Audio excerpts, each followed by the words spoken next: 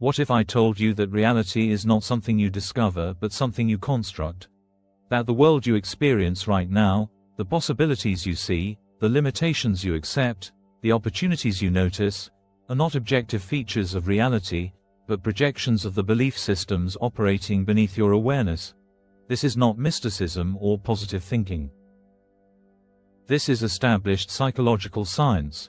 Your beliefs do not just influence how you interpret reality, they actively shape what becomes possible within your experience of reality. William James, one of the founding fathers of psychology, wrote that belief creates the actual fact. Carl Jung observed that until you make the unconscious conscious, it will direct your life and you will call it fate.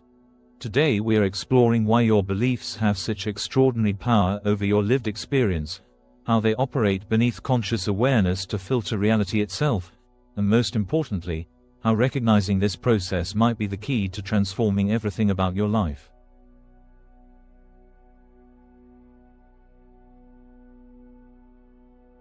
Before we can understand how beliefs shape reality, we need to understand what beliefs actually are from a psychological perspective.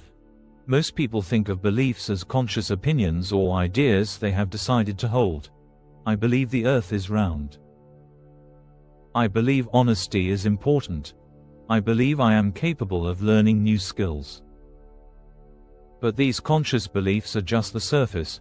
Beneath them lies a far more powerful system of implicit beliefs, assumptions about reality that you have never consciously examined but that organize your entire experience. Aaron Beck, the founder of cognitive therapy, discovered that beneath conscious thoughts lie core beliefs, fundamental assumptions about yourself, others, and the world that form in childhood and remain largely unconscious throughout life. These core beliefs function as filters. They determine what information you notice, how you interpret events, and what conclusions you draw from your experiences.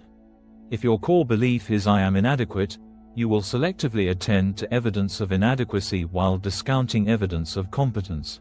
The same objective reality produces completely different subjective experiences depending on which core beliefs are operating.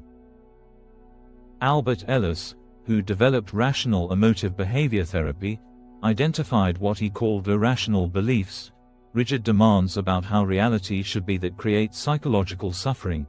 These include beliefs like "I must be approved of by everyone," "I must never fail," "life should be fair." These beliefs are irrational not because they are morally wrong but because they demand that reality conform to your preferences, and when reality inevitably does not comply, you suffer.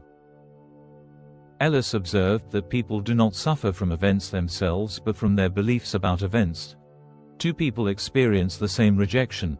One has the belief rejection means "I am worthless" and suffers intensely. The other has the belief rejection means "this was not the right fit" and moves on with minimal distress. George Kelly, a less well-known but profoundly important psychologist, developed personal construct theory. He argued that humans are like scientists, constantly forming hypotheses about reality and then testing them through experience. But here is the crucial part. Once you form a construct about reality, you unconsciously arrange your experience to confirm it. If you construct yourself as unlikable, you will behave in ways that produce social rejection, then interpret that rejection as proof that your construct is accurate. Your constructs, your beliefs about reality, do not just interpret experience. They actively generate the experiences that confirm them. Carl Jung approached this through his concept of projection. He observed that we project unconscious contents onto external reality and then perceive them as objective features of the world. If you have unconscious rage, you will perceive the world as hostile. If you have unconscious shame, you will perceive others as judgmental. If you have unconscious power, you will perceive reality as malleable. What you believe exists inside you gets projected outward and then experienced as reality itself. Jung wrote that we do not see things as they are. We see things as we are.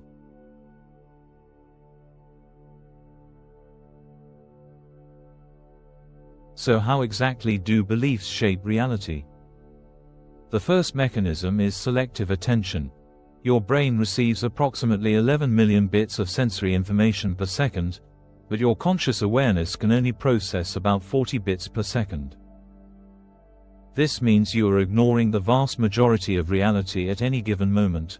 What determines which 40 bits you notice? Your beliefs. If you believe the world is dangerous, your attention automatically scans for threats. If you believe people are generally good, you notice kindness and cooperation. You are both living in the same physical world, but you are experiencing completely different realities because your beliefs direct your attention to different aspects of what is actually there. The second mechanism is interpretation. The same event can be interpreted in radically different ways depending on your belief system. Someone does not return your call. If you believe people generally like you, you interpret this as they must be busy. If you believe you are forgettable, you interpret this as they are not interested in maintaining the relationship. The event is the same.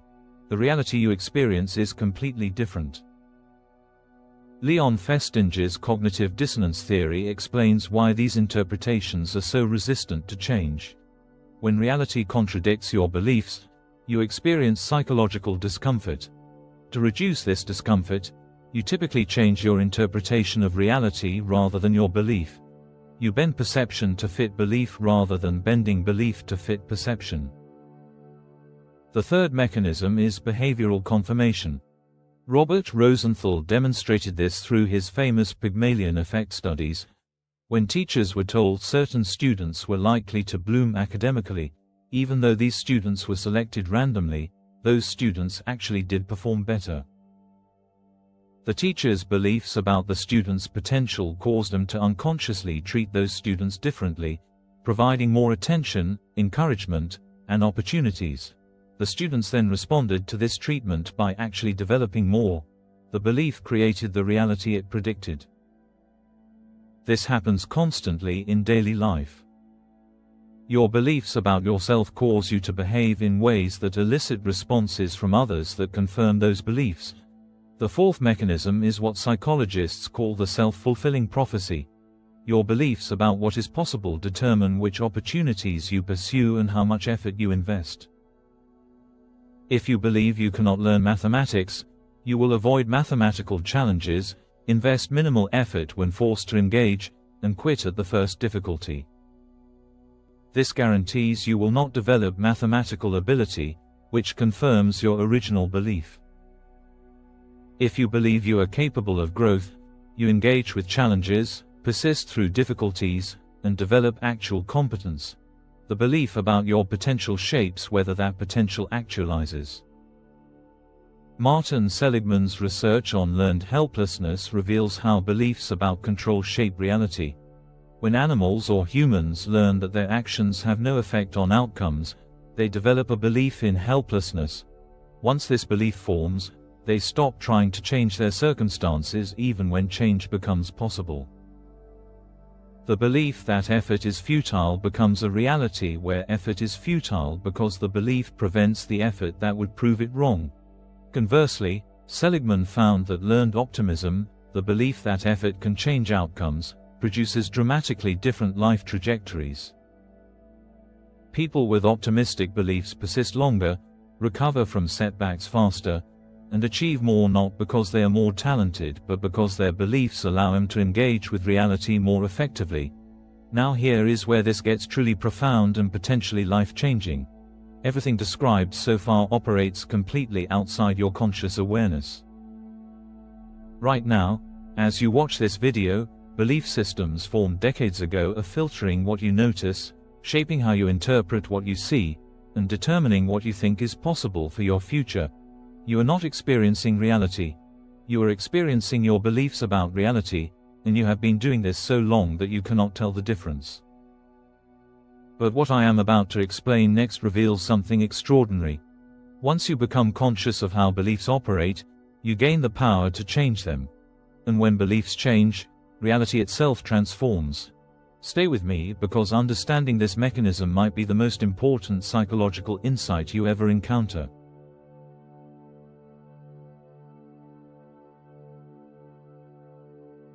Carl Jung made one of the most important observations in all of psychology when he wrote that until you make the unconscious conscious, it will direct your life and you will call it fate.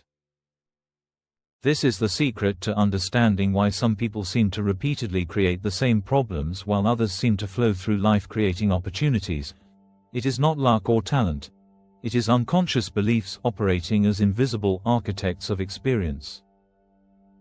Consider the person who repeatedly enters destructive relationships. From the conscious perspective, they keep meeting the wrong people. Bad luck. But from a psychological perspective, they have unconscious beliefs about love, worthiness, or safety that cause them to unconsciously select partners who will recreate familiar dynamics. They are attracted to people who confirm their beliefs, and they unconsciously behave in ways that bring out the worst in those people. The pattern repeats not because of external fate, but because unconscious beliefs are constructing each relationship according to the same blueprint. Sigmund Freud called this repetition compulsion, the unconscious tendency to recreate traumatic or unresolved situations in an attempt to master them. But it rarely produces mastery because the beliefs driving the repetition remain unconscious. You cannot solve a problem when you do not know the problem exists. You just keep experiencing what feels like external circumstances while never recognizing that you are the common variable generating those circumstances through your unconscious beliefs and the behaviors they produce. Object relations theory, developed by psychologists like Melvin Klein and Donald Winnicott, explains how early relationships create internal working models, belief systems about how relationships function that you carry unconsciously into all future relationships. If your early relationships taught you that closeness leads to abandonment, you develop an unconscious belief that intimacy is dangerous. This belief then causes you to unconsciously sabotage intimacy in adult relationships, creating the very abandonment you fear. You think reality keeps abandoning you. Actually, your unconscious belief about abandonment is constructing realities where abandonment occurs. The shadow, Jung's term for everything you have rejected or denied about yourself, operates the same way. Beliefs you hold about what you should be cause you to repress aspects of yourself that do not fit. But these repressed aspects do not disappear. They operate unconsciously, influencing your behavior in ways you do not recognize. If you believe you must always be kind and repress your anger, that anger will leak out in passive-aggressive behavior, sudden explosions, or chronic resentment. You will perceive yourself as a kind person plagued by mean people, never recognizing that your unconscious anger is creating conflicts that confirm your belief that others are the problem. Viktor Frankl observed this in the concentration camps. Prisoners with unconscious beliefs that life was meaningless or that they were helpless often died quickly even when physically capable of surviving. Their beliefs created a reality where survival felt impossible, so they stopped trying. Prisoners who maintained beliefs that life had meaning and that their responses mattered, even when circumstances were objectively hopeless, survived at much higher rates. The external reality was identical. The beliefs created radically different experienced realities and different outcomes.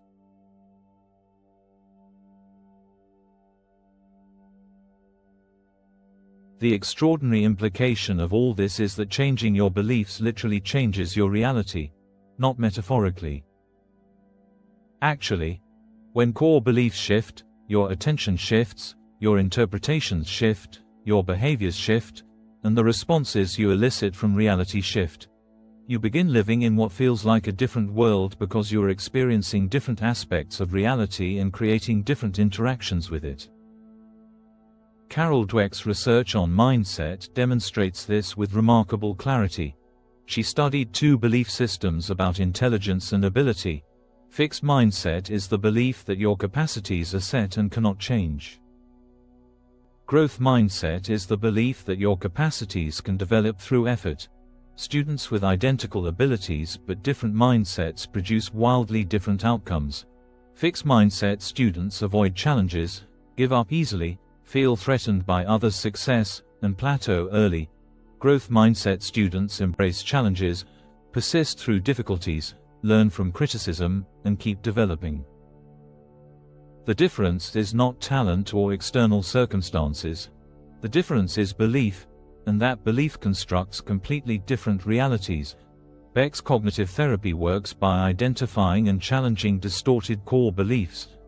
When someone with the core belief of "I am worthless" learns to examine evidence objectively, developing a more accurate belief like "I have worth" and "I am imperfect," their entire experience transforms. They notice positive feedback they previously dismissed. They interpret neutral events more accurately instead of through a filter of worthlessness. They engage with opportunities they'd previously avoided. Their depression lifts not because external reality changed, but because their belief system stopped constructing a reality of worthlessness. Albert Bandura's concept of self-efficacy captures this perfectly. Self-efficacy is your belief about your capacity to successfully perform specific tasks. People with high self-efficacy attempt more, persist longer, and achieve more than people with low self-efficacy, even when actual ability is identical. The belief in capability produces capability by changing behavior. You try harder, you persist through obstacles, you seek solutions instead of giving up. Your belief that you can creates actual results that prove you can. Your belief that you cannot prevents the efforts that would prove you can. Milton Erickson, the pioneering hypnotherapist, understood that beliefs operate like hypnotic suggestions. Most people are in a trance induced by the beliefs they absorbed in childhood and never questioned. These beliefs function as post-hypnotic suggestions, automatically shaping perception and behavior without conscious awareness. Erickson's therapeutic approach involved identifying limiting beliefs and installing more empowering ones, essentially breaking one trance and inducing another, more functional one. This sounds manipulative until you realize you're already living under hypnotic beliefs. The question is whether they serve you or constrain you.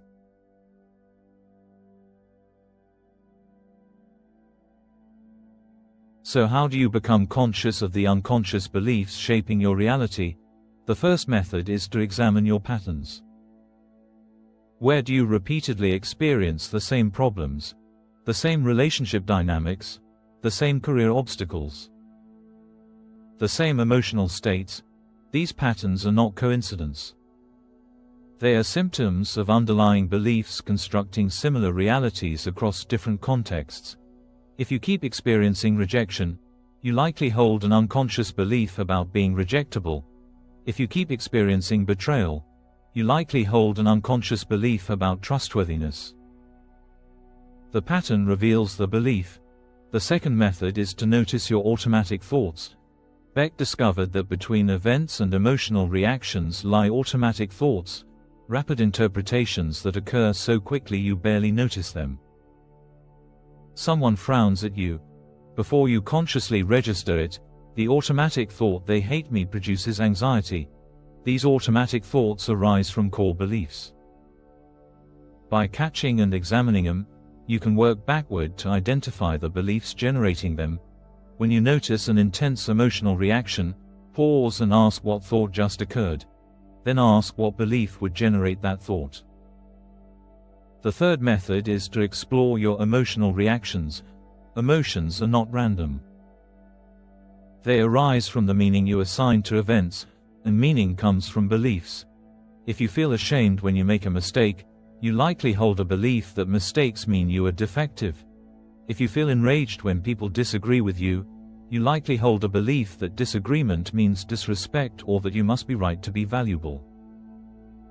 Your emotions are messengers revealing your belief system. The fourth method is to examine your language. The words you use reveal your beliefs. Notice how often you say "I can't" versus "I haven't yet," "I always" versus "sometimes I must" versus "I prefer to." These linguistic patterns reflect underlying beliefs about possibility, identity, and obligation.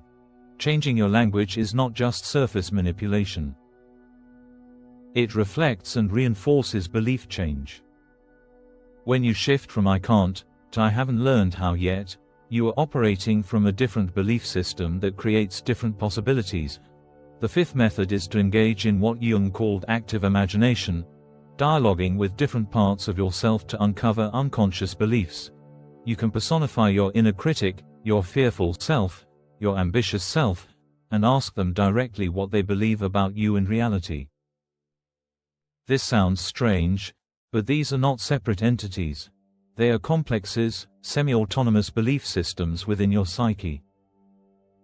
Making them conscious through dialogue allows you to examine and revise them instead of being unconsciously controlled by them.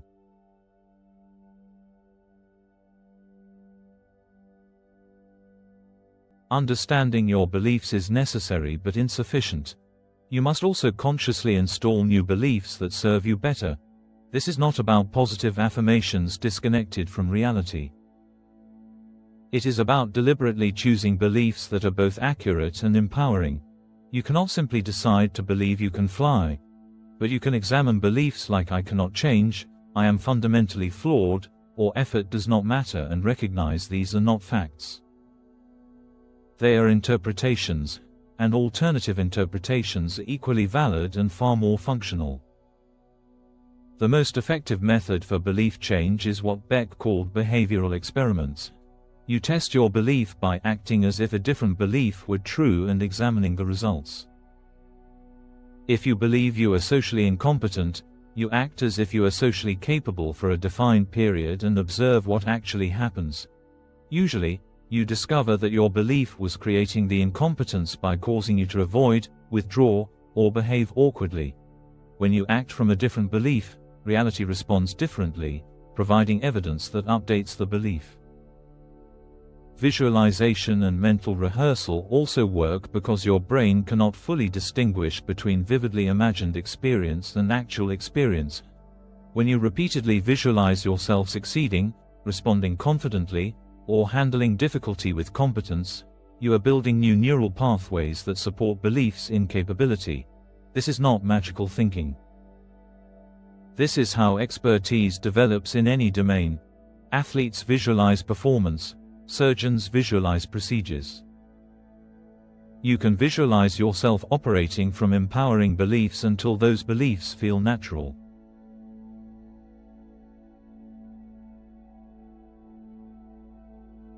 Here is what you need to understand.